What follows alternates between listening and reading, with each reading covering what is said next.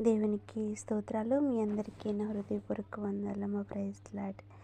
లేవియ కాండము 20 అధ్యాయము 7వ వచనం చదువుకుందాం.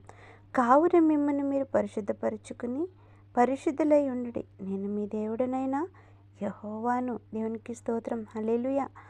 ఈ ఉదయకాల సమయంలో దేవదేవుడు మనతో మాట్లాడుతున్న మాట ఏంటంటే, కావున మిమ్మల్ని మీరు పరిశుద్ధపరచుకునుడి.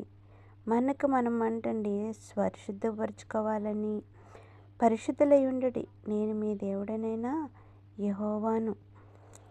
మన జీవితాలు మనం పరిశుద్ధపరచుకుని పరిశుద్ధంగా ఉండాలి. ఎందుకంటే పరిశుద్ధాత్మ మనకి అనుగ్రహించిన దేవుడు కూడా పరిశుద్ధుడు కాబట్టి. అలాగే కొంతమంది ప్రజలు ఆయన్ని విసర్జిస్తూ లోకానుసారమైన దేవతలతో సాంగత్యం చేస్తూ వారు నిజమైన దేవుడని వారిని పూజిస్తున్నప్పుడు ఆయన ఈ మాట సెలవిస్తున్నాడు. ఎందుకంటే ఆయన నిజమైన దేవుడు కాబట్టి, ఆయన పరిశుద్ధుడు కాబట్టి, ఆయన నిన్న నేడు ఏకరీతిగా ఉన్నాడు కాబట్టి, ఆయన్ని మనం కలిగి ఉన్నాం కాబట్టి మనము పరిశుద్ధంగా ఉంటూ మనం పరిశుద్ధమైన జీవితం జీవించాలని సెలవిస్తున్నాడు. ఈ లోకానుసారమైన అన్ని దేవతలతో సంగత్యం చేయకుండా, అలాగే అన్ని దేవతలకి మనం బిడ్డల్ని బలి ఇస్తూ ఉంటారు. అన్ని దేవతలను పూజిస్తూ ఉంటాము. అలా చేయకూడదని, అలాగే కొంచెం బిడ్డలకు అనారోగ్యంగా ఉన్నప్పుడు మనం ఎక్కడో దిక్కుకి మంత్రగాళ్ళ దగ్గరికి ఎక్కడికో దిక్కి వెళ్ళి మనం వాళ్ళకి తాయెత్తులు కట్టడం కానీ, తాళ్ళు కట్టడం కానీ, రచ్చరేకులు కట్టడం కానీ, దిగదుడుపులు తీయటం కానీ చేస్తూ ఉంటాం.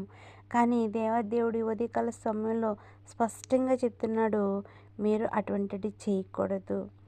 మరియు 16వ వచనంలో చూసినట్లయితే, మరియు కర్ణపిశాచి గలవారితోనూ సోదిగండ్రలతోనూ వ్యభిచరించుటకు వారి తట్టు తిరుగువాడెవడో నేను వానికి విరోధినై ప్రజల్లో నుండి వారిని కొట్టివేతును.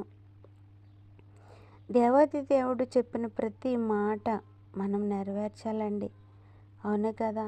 ఇది ఏదో మన బిడ్డలకి బలహీనతగా ఉందని, మన బిడ్డలు అనారోగ్యంతో ఉన్నారని, మనము ఏదో వాళ్ళకి స్వస్థత రావాలని మనము అన్ని దేవతల చుట్టూ తిరుగుతూ ఉంటాము. కానీ అది కరెక్ట్ కాదు. ఎందుకంటే నేను పరిశుద్ధుడిని కాబట్టి మీరు కూడా మీ జీవితాలు మీరు పరిశుద్ధపరచుకోండి.